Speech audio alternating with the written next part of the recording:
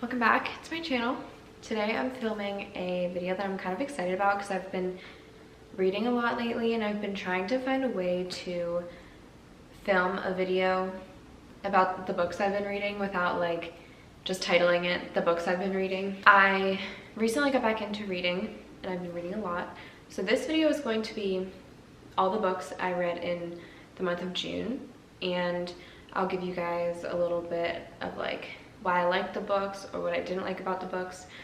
All these books this month I actually really did like, and I will explain why. But before I do that, I'm gonna make a coffee because I kind of want one. So let's go make a coffee.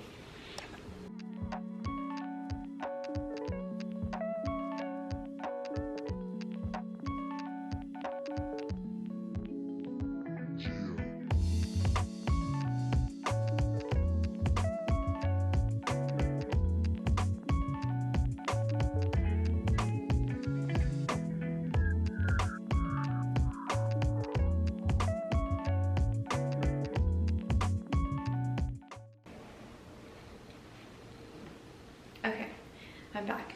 Now I'm gonna dive in. I have 5 books I'm gonna talk about. I'll start with this one. This is Then She Was Gone. I bought this book from, I forget where I got it from, but I wasn't quite sure about it, so it took me a really long time to actually start reading it, but I'm glad I did. I'll read the back to you. It says, "No one ever just disappears. Ellie Mack was the perfect daughter, and then she was gone. 10 years after Ellie's disappearance, her mother, Laurel Mack, is trying to put her life back together when she meets an unexpectedly charming man in a cafe. Before she knows it, she's meeting Floyd's daughters, and his youngest Poppy takes Laurel's breath away. Because the eerily precocious Poppy is the spitting image of Ellie. And now the unanswered questions she's trying so hard to put to rest begin haunting Laurel anew.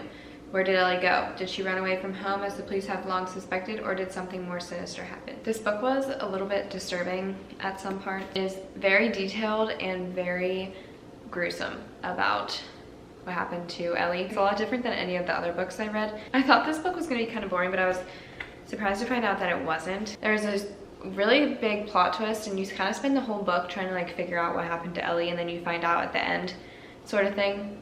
There's a lot of plot twists, and I would say overall it's a good book, but just be careful because like I said, it is a little bit disturbing at some parts, and it can be kind of a lot. Like, I wasn't really quite ready for it to be that disturbing, to be completely honest. The next book I'm going to talk about is The Guilt Trip. I'll read the back like I did for the last one.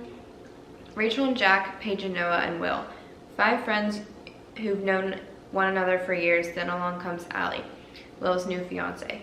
The 3 couples travel to Portugal for Allie and Will's destination wedding.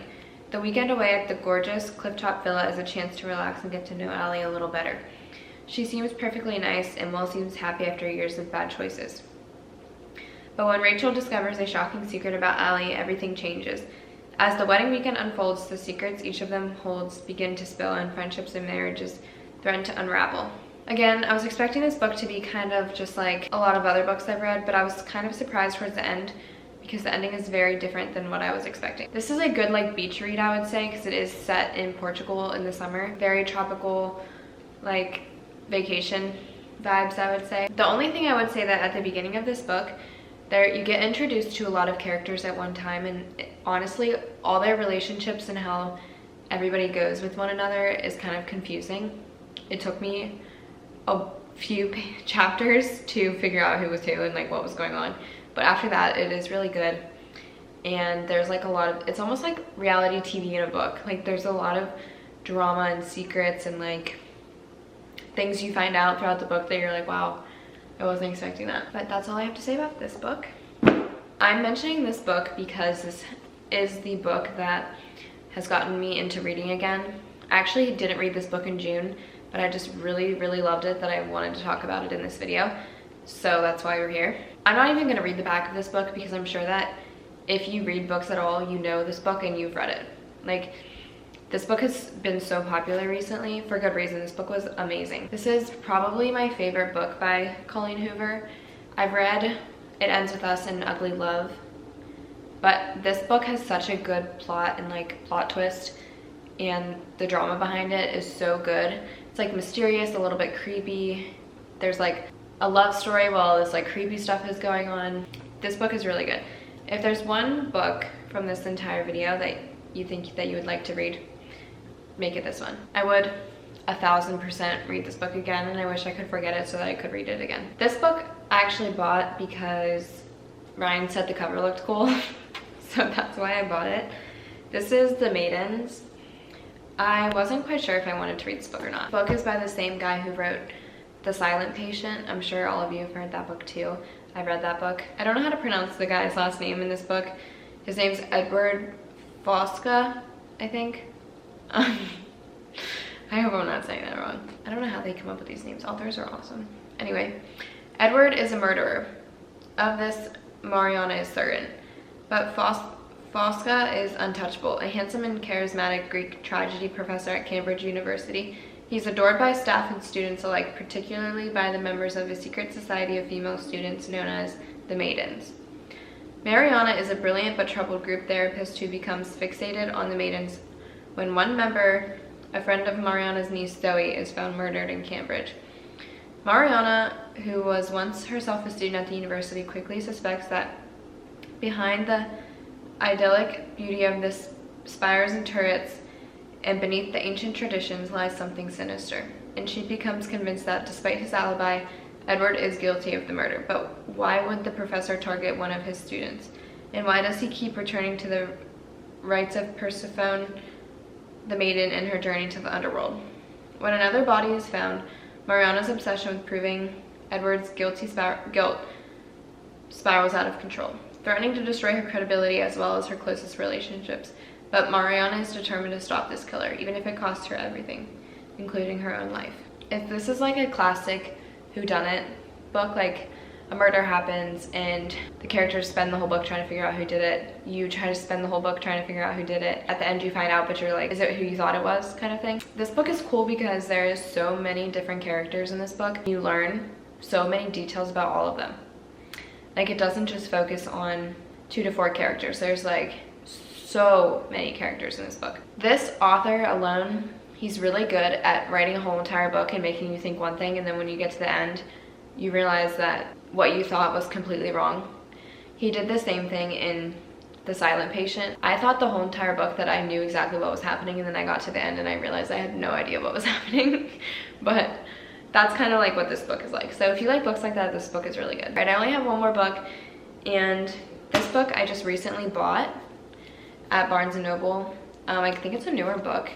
It's called One of Us is Dead. This book is super interesting, and the writing style is very different than books that I've read before. The writing style is really good. I really, really, really like this book. It's told in like the perspective of like the past and the present. A lot of the book is written in the past, but then there's like some chapters that go into the present. It's also written in the perspective of 4 different women throughout the book. So you get to hear everybody's story, and you kind of have to like pick a side, essentially. Like, you spend the whole book picking which women you think, or which woman you think is right, and like if their side of the story is right. There is a giant plot twist in this book. I thought it was going to be a superficial book about like rich women living in a small town, and then I got to the end and I was like, okay, I wasn't expecting this. I'll read like the inside cover just so you can kind of get a gist of what it's about. It says, "Meet the women of Buckhead, a place of expensive cars, huge houses, and competitive friendships. Shannon was once the queen bee of Buckhead, but she's been unceremoniously dumped by Bryce, her politician husband. When Bryce replaces her with a much younger woman, Shannon sets out to take revenge. Crystal has stepped into Shannon's old shoes. A young, innocent Texan girl, she simply has no idea what she's up against. Olivia has waited years to take Shannon's crown as the unofficial queen of Buckhead. Finally, her moment has come, but to take her rightful place, she will need to use every backstabbing, manipulative, underhand trick in the book. Jenny, who owns Glow, the most exclusive salon in town. Jenny knows all her clients' secrets and darkest desires, but will she ever tell? Who amongst these women will be clever enough to survive Buckhead, and who will wind up dead? They say that friendships can be complex, but no one said it could ever be this deadly." After I read that in the bookstore, I had to buy this book, and I was super excited to read it. and the cover is like super cute. It was a super good book. I like when books are told from different perspectives as you read. Sometimes it can make it a little bit confusing, but that book did not make it confusing at all. That was all the books I read in June, and I hope you guys like this kind of video. I think I'm gonna try to do them more often. I liked being able to share the books I like with you guys. I've really been into reading lately, so I will have to keep you guys updated on how that's going.